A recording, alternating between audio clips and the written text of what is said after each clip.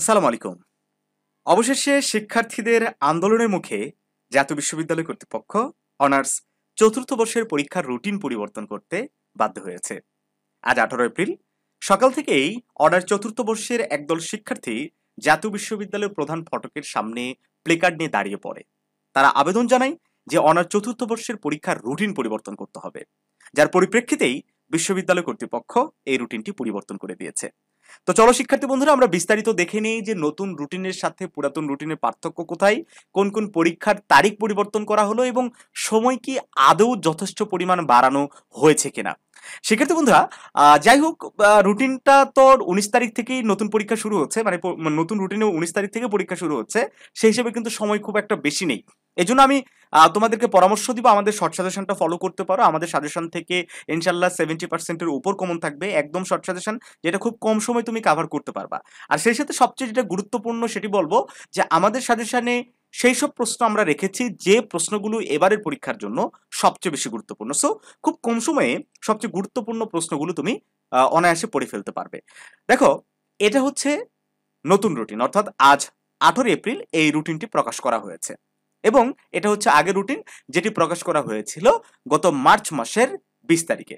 শিক্ষার্থী বন্ধুরা, তোমরা দেখতে পাচ্ছ এখানে 19 তারিখ থেকে পরীক্ষা শুরু হচ্ছে, এখানে 19 তারিখ থেকে পরীক্ষা শুরু হচ্ছে, কিন্তু দ্বিতীয় পরীক্ষা হবে হচ্ছে বৃহস্পতিবারে অর্থাৎ 23 তারিখে।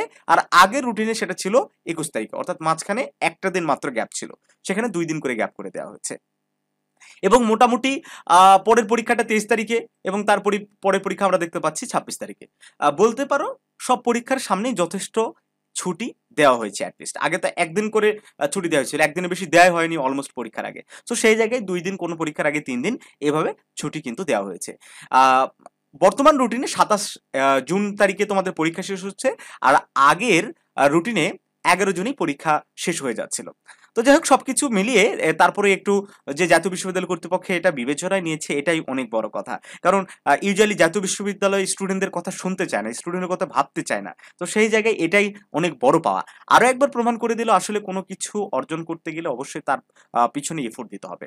দেখো, আমাদের এই খুব বেশি স্টুডেন্ট কিন্তু আন্দোলন করে নাই। হ্যাঁ, মুষ্টিমেয় কিছু স্টুডেন্ট এই গরমের মধ্যে তারা কিন্তু আন্দোলনে নেমেছিল। আমাদের কাছে তারা বলেছিল যেন আমরা একটু অ্যানাউন্স করে দিই, কিন্তু তারা এমন সময় আমাদেরকে জানিয়েছিল আমরা ওইভাবে তোমাদের সবাইকে বলতে পারিনি। তারপরও মোটামুটি 15 থেকে 20 জন দাঁড়িয়েছিল, কিন্তু এর সফল কিন্তু সারা বাংলাদেশের অনার্স চতুর্থ বর্ষের শিক্ষার্থীরা পাচ্ছে।